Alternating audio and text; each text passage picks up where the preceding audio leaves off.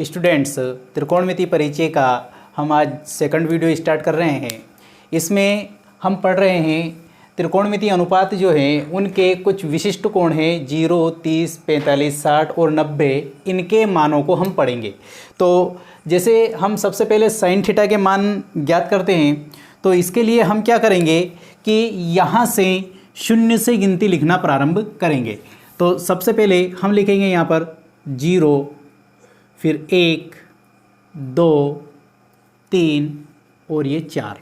इसको थोड़ा सा समझना है, बहुत ही आसानी से हम इसको सीख जाएंगे। तो अब क्या करेंगे, दूसरा काम करेंगे, सभी के बटे में हम 4 लगा देंगे। सिर्फ हमें साइन का मान निकालना सीखना है, बाकी अन्य जो जितने भी त्रिकोणमिति 5 त्रिकोणमिति अनुपात हैं उनका हम आसानी से कर लेंगे। अब क्या करेंगे, तीसरी कंडीशन में इसको हमें सभी का वर्गमूल लेना है।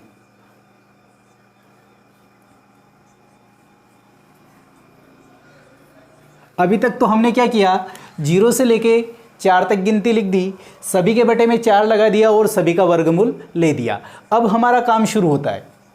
अब क्या करेंगे, देखिए 0/4, तो किसी भी संख्या अगर 0 के बटे में आती है तो उसका मान क्या प्राप्त होता है, हमें 0 ही प्राप्त होता है। यानी कि यहाँ पर साइन का मान 0 का मान हमें क्या प्राप्त हो जाएगा, 0। अगली कंडीशन में देखिए यहाँ पर है 1, तो 1 का अगर वर्गमूल निकालेंगे हम तो हमें क्या प्राप्त हो जाएगा, 1, और बटे में क्या है 4, तो 4 का वर्गमूल निकालेंगे तो हमें क्या प्राप्त हो जाएगा, 2। यानी कि साइन 30 का मान हमें क्या प्राप्त हो गया है, 1/2।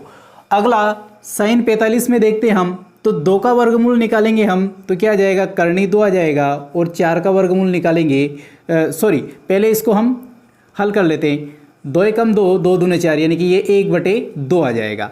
अब देखिए 1 का वर्गमूल निकालेंगे तो हमें क्या प्राप्त हो जाएगा, यहाँ पर 1, और 2 का वर्गमूल निकालेंगे तो ये प्राप्त हो जाएगा हमें करनी 2। देखिए पहले हमने इसको काट दिया, 2 एकम 2, 2 दूने 4, तो 1/2 प्राप्त हुआ जो कि करनी के अंदर है। तो 1 का वर्गमूल तो 1 आ जाएगा और करनी 2 का वर्गमूल करनी 2 ही लिख देंगे। अब यहाँ पर देखिए, यहाँ पर है हमारे पास √3/4, तो देखिए यहाँ पर √3 तो हम ऐसा कैसे ही लिख देंगे, और बटे में जो 4 है तो इसका वर्गमूल निकालेंगे हम तो क्या आ जाएगा हमारे पास 2।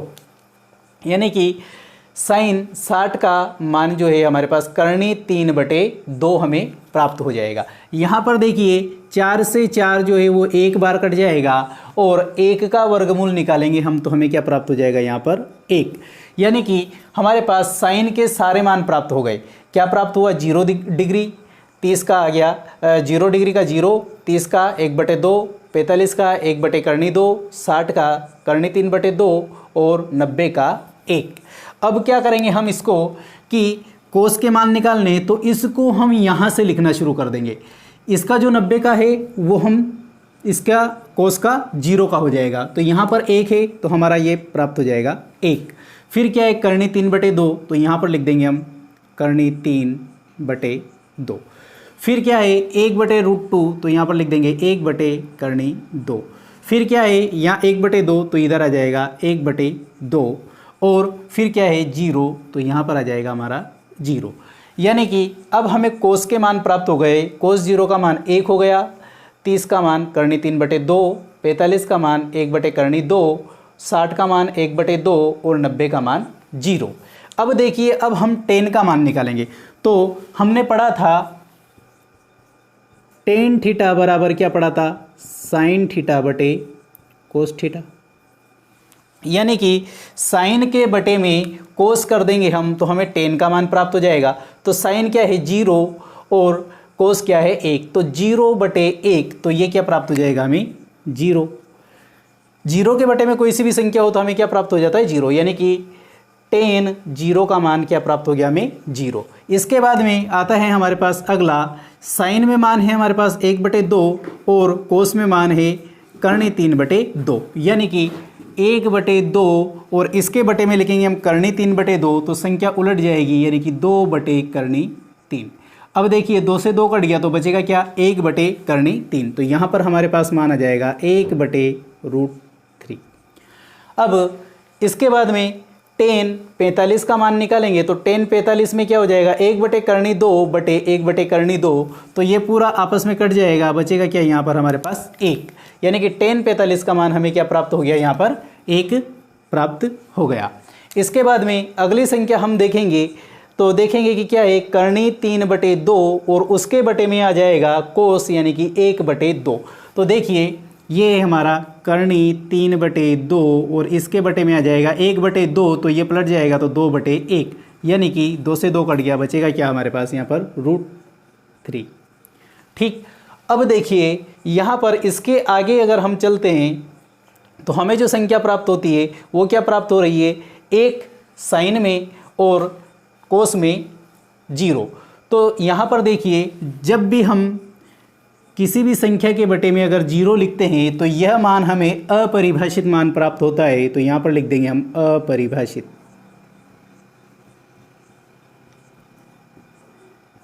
इसको इस तरह से इन्फिनेटिव भी लिख सकते हैं, या तो आप अपरिभाषित लिख सकते हो या फिर इन्फिनेटिव लिख सकते हो। इसके बाद में देखिए हमारे पास आता है कोसेक। कोसेक थीटा का मान निकालेंगे हम, तो कोसेक थीटा हमने पढ़ा था, कोसेक थीटा बराबर क्या होता है, 1/sin थीटा। अब जो साइन थीटा का मान है उसको 1 के बटे में लिख दें। 1 के बटे में लिखने का अर्थ ये होता है कि उसको पलट कर लिख दें। जैसे मान लीजिए हमारी संख्या है हमारे पास 4, तो इसको क्या लिख दें, 4 है, इसके बटे में कुछ भी नहीं है तो इसको मान लेते हैं हम 1, यानी कि संख्या क्या बन गई हमारे पास 4/1। अगर इसका व्युत्क्रम करेंगे हम तो क्या हो जाएगा ये 1/4। तो इसी प्रकार से यहाँ पर हमें प्राप्त हो जाएगा जो कोसेक थीटा है उसको हम उलट कर लिख दें। तो यहाँ पर संख्या क्या है हमारे पास 0 है, यानी कि ये 0/1 है, तो ये उलट जाएगी। तो संख्या क्या हो जाएगी, ये हो जाएगी 0/1 है, तो ये हमें प्राप्त हो जाएगा इसका व्युत्क्रम 1/0। अब जब भी संख्या की ऐसी कंडीशन आती है, यानी कि किसी भी संख्या के बटे में अगर 0 होता है तो उसको क्या लिखते हैं हम, अपरिभाषित। तो यहाँ पर लिख देंगे हम अपरिभाषित।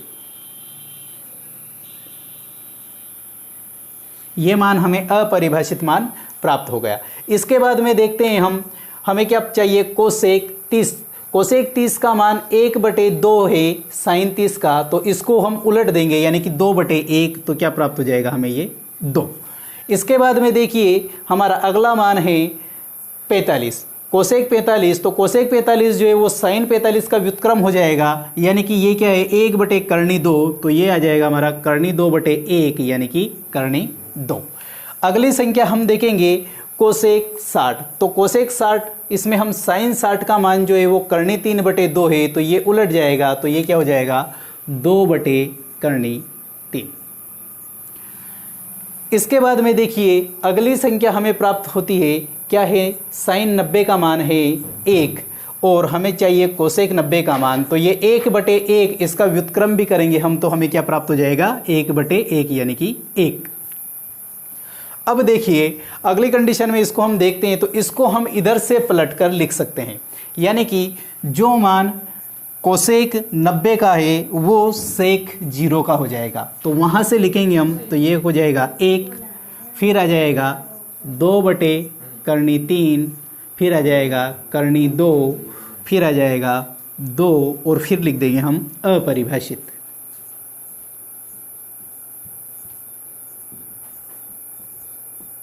यानी कि अब जो मान हमें प्राप्त हुआ वो क्या हो गया, अपरिभाषित मान। इसी प्रकार से हमने सेक 0 का मान 1 प्राप्त किया है, 30 का मान 2/3 प्राप्त किया है, सेक 45 का मान करनी 2 प्राप्त किया है, सेक 60 का मान 2 और 90 का मान अपरिभाषित।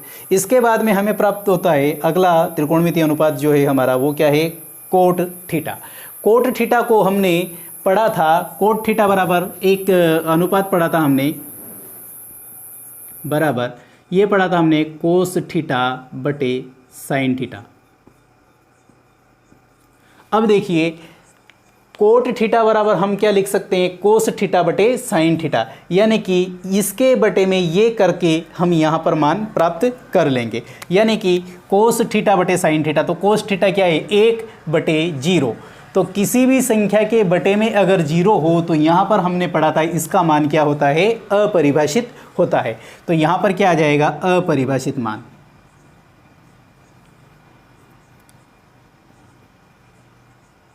अपरिभाषित मान। यहाँ पर आपको ये ध्यान रखना है कि जीरो के बटे में कोई संख्या होती है तो उसका मान जीरो होता है, लेकिन अगर किसी संख्या के बटे में अगर जीरो होती है, जैसे यहाँ पर कोस बटे साइन करेंगे तो 1/0 तो अपरिभाषित हो जाएगा। फिर 30 का मान देखेंगे हम, तो 30 का मान वही कोस बटे साइन, यानी कि करनी 3/2, इसके बटे में 1/2 आएगा। यानी कि हम आगे इसका मान निकालेंगे, करनी 3/2 और अगला क्या है, इसके बटे में आ जाएगा 1/2, तो संख्या उलट जाएगी तो 2/1, 2 से 2 कट गया तो बचेगा क्या यहाँ पर हमारे पास √3।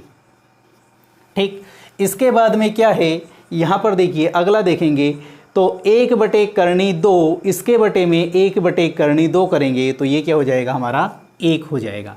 अब आगे देखिए, आगे देखेंगे हम तो कोस का मान है 1/2 और साइन का मान है करनी 3/2, यानी कि 1/2 इसके बटे में करेंगे हम करनी 3/2 तो संख्या उलट जाएगी, यानी कि क्या हो जाएगी, ये हो जाएगी 2/3, 2 से 2 कट जाएगा तो 1/3 हमें यहाँ पर प्राप्त हो जाएगा। तो क्या बच जाएगा 1/√3। अगली संख्या हम देखेंगे, यहाँ पर देखिए कोस है 0 और बटे में साइन 1, तो 0/1, यानी कि 0/4 0 प्राप्त हुआ था, 0/1 भी हमें क्या प्राप्त हो जाएगा, 0 प्राप्त हो जाएगा। इस प्रकार से हमने यहाँ पर इस सारणी को आपको हल करके बताया। इसके मान भी हम आसानी से याद रख लेंगे। जब आप इस सारणी को बार बार पढ़ोगे, बार बार बनाओगे तो इसके मान आपको आसानी से याद हो जाएंगे। जब इनके सवाल करेंगे, सवालों में इसके मानों का हम उपयोग करेंगे। तो अब देखिए यहाँ पर 10 के मान को हम आसानी से कैसे याद रख सकते हैं। अब देखिए 10 0 का तो हो जाएगा हमारे पास 0, उसके बाद में आपको सिर्फ एक मान याद रखना है 10 30 का मान 1/3। इसके बाद में 10 30 के बाद में आता है 10 45, तो 45 के लिए हमारा करनी का ऊपर 30 का जो ऊपर वाला मान है 1 वो यहाँ पर आ जाएगा। फिर करनी 3 जो बचेगा वो 10 60 का मान हो जाएगा और बाकी इसका 90 का मान अपरिभाषित हो जाएगा। इसका जस्ट उल्टा कर देंगे हम तो वो कोट का हो जाएगा, यानी कि इसमें 60 का मान, यहाँ पर 30 का मान हमारा 1/3 हुआ था, यहाँ पर 60 का मान 1/3 हो जाएगा। तो 60 से पहले क्या आता है 45, 45 का मान 1 हो जाएगा और उससे पहले क्या आता है 30, तो 30 का मान 3 हो जाएगा।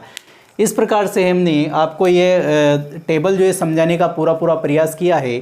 फिर भी अगर आपको समझ में नहीं आता है तो आप इसको 1-2 बार रिपीट करके देखिए, आपको आसानी से समझ में आ जाएगा। अब देखेंगे हम पूरक कोणों के त्रिकोणमितीय अनुपात। पूरक कोण क्या होता है, पहले भी हमने पढ़ा है। पूरक कोण यानी कि जिन दो कोणों का योग 90 डिग्री या 90 डिग्री हो, उन कोणों को हम क्या बोलते हैं, पूरक कोण बोलते हैं। तो ये पूरक कोणों के त्रिकोणमितीय अनुपात ये समपूरक कोणों के लिए भी होता है, 180 डिग्री के लिए भी होता है, ये 360 डिग्री के लिए भी होता है, 270 डिग्री के लिए भी होता है। लेकिन ये 10वीं क्लास के स्टैंडर्ड तक सिर्फ पूरक कोण है, यानी कि 90 डिग्री तक के लिए हैं। इसके बाद में इसके लिए भी एक स्पेशल वीडियो अलग से हम बनाएंगे। पहले आप इतना सा समझ लीजिए जितना यहाँ पर ज़रूरत है। तो देखिए पूरक कोणों के त्रिकोणमितीय अनुपात, यानी कि अगर हमें दिया हुआ वो साइन 90 डिग्री माइनस थीटा, तो इसके बराबर क्या हो जाएगा, हमारे पास आ जाएगा कोस थीटा। फिर अगला है, अगर हमारे पास हो कोस 90 माइनस थीटा, तो हमें क्या प्राप्त हो जाएगा, साइन थीटा। इसके बाद में अगर हमारे पास हैं 10 90 माइनस थीटा, तो इसका हमें क्या प्राप्त हो जाएगा, कोट थीटा। अगर हमारे पास हो कोसेक 90 माइनस थीटा, तो हमें जो प्राप्त होने वाला अनुपात होगा वो होगा सेक थीटा। यहाँ पर थीटा जो है हमारा एक न्यून कोण है, इसके स्थान पर कोसेक 90 माइनस ए हो सकता है, 90 माइनस बी हो सकता है, 90 माइनस 27 हो सकता है, कुछ भी कोण हो सकता है। थीटा मतलब एक न्यून कोण। इसके बाद में आता है हमारा सेक 90 माइनस थीटा, तो इसके बराबर क्या हो जाएगा, कोसेक थीटा। अगर हो हमारे पास कोट 90 माइनस थीटा, तो इसके बराबर में हमारा क्या प्राप्त हो जाएगा, टेन थीटा। अब बात यहाँ आती है कि 6 त्रिकोणमितीय अनुपात हमने पढ़ लिए, साइन, कोस, टेन, कोसेक, सेक, कोट।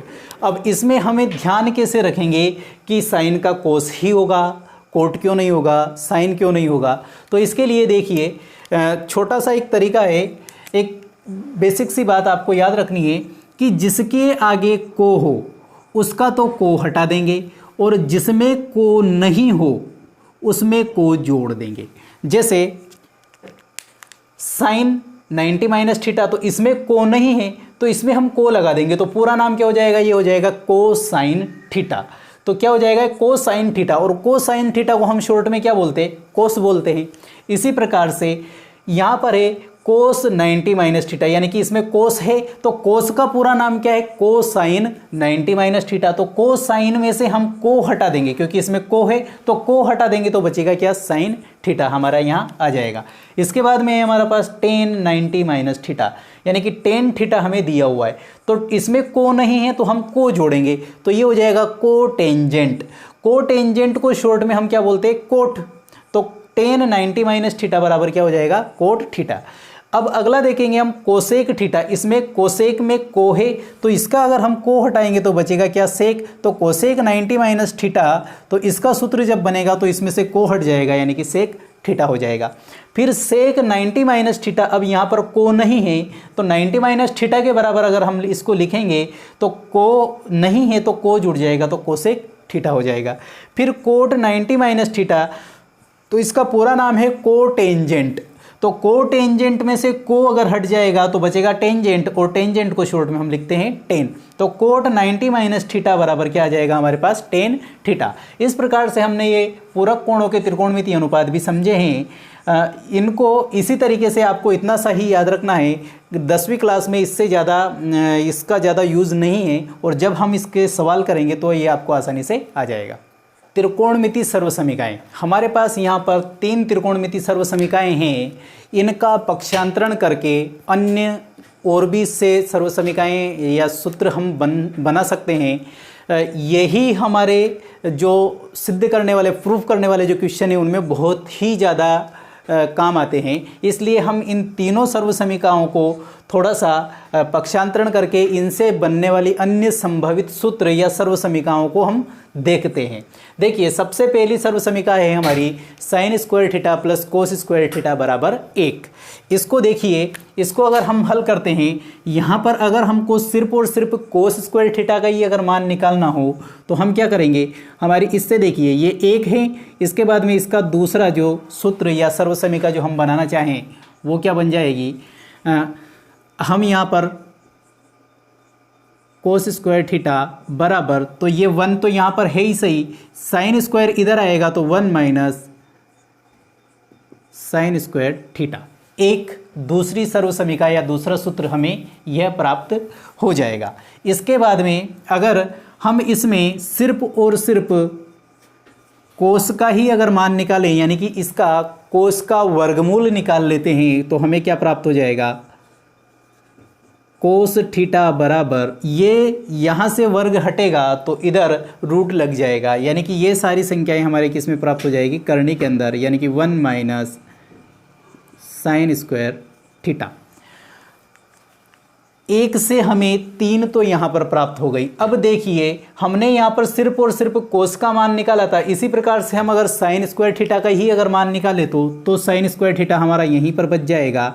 ये हो जाएगा हमारा साइन स्क्वायर थीटा बराबर 1 तो पहले से ही है और माइनस ये आ जाएगा कोस स्क्वायर थीटा। अब यहाँ पर भी अगर हम इसका वर्गमूल निकालें, यानी कि ओनली साइन का मान निकालते हैं, तो साइन थीटा, अब यहाँ से वर्ग हटेगा तो इधर करनी लग जाएगी, यानी कि 1 माइनस कोस स्क्वायर थीटा। 5 संभावित सूत्र हमने यहाँ पर इसका पक्षांतरण करके बना लिया। यानी कि अगर हमें सवाल में कहीं पर ऐसी कंडीशन दिखे तो हम ऐसा लिख सकते हैं, ऐसी कंडीशन दिखे तो ऐसा लिख सकते हैं, ऐसी कंडीशन दिखे तो ये लिख सकते हैं, और एक अगर दिखे तो उसकी जगह हम sine square theta plus cos square theta लिख सकते हैं, या फिर sine square theta plus cos square theta अगर हमको कहीं नज़र आएगा तो हम वहाँ पर एक लिख पाएंगे। ये 5 कंडीशन इसकी बनती है। इसी प्रकार से हम 5 कंडीशन इसकी बनाकर देखते हैं। देखिए पहली कंडीशन तो यही है। दूसरी कंडीशन में हम क्या करते हैं कि सिर्फ टेन का ही हम मान रखते हैं। तो दूसरी कंडीशन क्या बन जाएगी हमारी कि टेन स्क्वायर थीटा बराबर क्या हो जाएगा, सेक तो पहले से ही है हमारे पास सेक स्क्वायर थीटा, और एक इधर जाएगा तो -1 हो जाएगा। यानी कि टेन स्क्वायर थीटा बराबर क्या हो जाएगा, सेक स्क्वायर थीटा -1। इसमें अगर हम यहाँ पर इसका वर्गमूल निकालते हैं तो ये क्या हो जाएगा, टेन थीटा बराबर करने के अंदर आ जाएगा सेक स्क्वायर थीटा -1। अब देखिए हमने यहाँ पर टेन का मान निकाल लिया, सेक स्क्वायर थीटा -1 हुआ।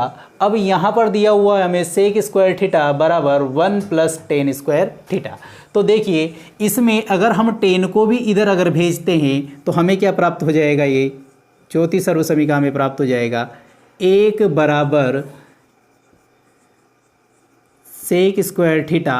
अब देखिए टेन इधर आ जाएगा तो माइनस टेन स्क्वायर थीटा, यानी कि sec square theta minus tan square theta बराबर भी हमें क्या प्राप्त हो जाएगा, 1 प्राप्त हो जाएगा। ये टेन का पक्षांतरण करेंगे तो इधर पहुंच जाएगा, तो यहाँ पर सेक प्लस का है और टेन माइनस का हो जाएगा, तो और बराबर इधर 1 बच जाएगा। अब देखिए यहाँ पर अगर हम सेक थीटा ही रख देते हैं तो यहाँ का वर्ग हटेगा तो इधर करनी लग जाएगी, यानी कि 5वां सूत्र हमें क्या प्राप्त हो जाएगा, करनी के अंदर 1 + टेन स्क्वायर थीटा बराबर यहाँ पर बच जाएगा हमारे पास सेक थीटा, यानी कि सेक थीटा बराबर क्या हो जाएगा, 1 + टेन स्क्वायर थीटा। अब देखिए तीसरी सर्वसमीका है हमारे पास कोट स्क्वायर थीटा प्लस 1 बराबर कोसेक स्क्वायर थीटा। देखिए इसको याद रखने में थोड़ी सी समस्या आती है, ये भी याद रह जाती है 1 + टेन स्क्वायर थीटा बराबर सेक स्क्वायर थीटा, इसमें थोड़ी सी दिक्कत आती है। तो दोनों इसमें को से ही शुरू होगा, कोट स्क्वायर थीटा प्लस 1 बराबर कोसेक स्क्वायर थीटा। अब देखिए यहाँ से अगर हम इसका वर्ग हटा दें, ये पहली तो ये हो गई, अगर दूसरी हम बनाते हैं तो यहाँ से अगर हम इसका वर्ग हटा दें तो यहाँ पर क्या बच जाएगा, कोसेक थीटा बराबर इधर क्या आ जाएगा, देखिए कोट स्क्वायर थीटा प्लस 1, और ये किसके अंदर आ जाएगा, करनी के अंदर। यानी कि कोसेक स्क्वायर थीटा बराबर क्या होता है, कोट स्क्वायर थीटा प्लस 1 या 1 + कोट स्क्वायर थीटा, एक ही बात है। लेकिन जब इसका वर्गमूल ले देंगे हम तो कोसेक थीटा बराबर क्या हो जाएगा, कोट स्क्वायर थीटा प्लस 1 या 1 + कोट स्क्वायर थीटा, ये करनी के अंदर रहेगा। दूसरी चीज़, अगर हम सिर्फ कोट का ही मान निकालें तो यहाँ पर तीसरा सूत्र देख लीजिए, कोट स्क्वायर थीटा बराबर क्या हो जाएगा, यहाँ पर कोसेक तो पहले से ही है, cosec square theta, coat square theta बराबर कोसेक स्क्वायर थीटा, ये एक इधर प्लस का है, इधर जाएगा तो क्या हो जाएगा, माइनस का -1। चौथा अगर हम इसका मान निकालें तो चौथे में क्या हो जाएगा, देखिए अगर हम इसका वर्गमूल निकाल देते हैं, इसका अगर हम वर्गमूल निकाल देते हैं तो ये क्या आ जाएगा, यानी कि कोट थीटा बराबर ये करने के अंदर आ जाएगा कोसेक स्क्वायर थीटा -1। यानी कि यहाँ पर वर्गमूल लिया हमने, इसका वर्ग हटेगा तो यहाँ पर करनी लग जाएगी, तो कोट थीटा बराबर क्या हो जाएगा, कोसेक स्क्वायर थीटा -1। अब देखिए अगर हम यहाँ पर 1 को रहने देते हैं और कोट को उधर भेजते हैं तो ये 5वां जो सूत्र बनेगा वो हमारा क्या बन जाएगा, यहाँ पर तो बच गया हमारा 1 बराबर कोसेक तो पहले से ही है, कोसेक स्क्वायर थीटा। अब ये कोट भी इधर आएगा तो माइनस कोट स्क्वायर थीटा।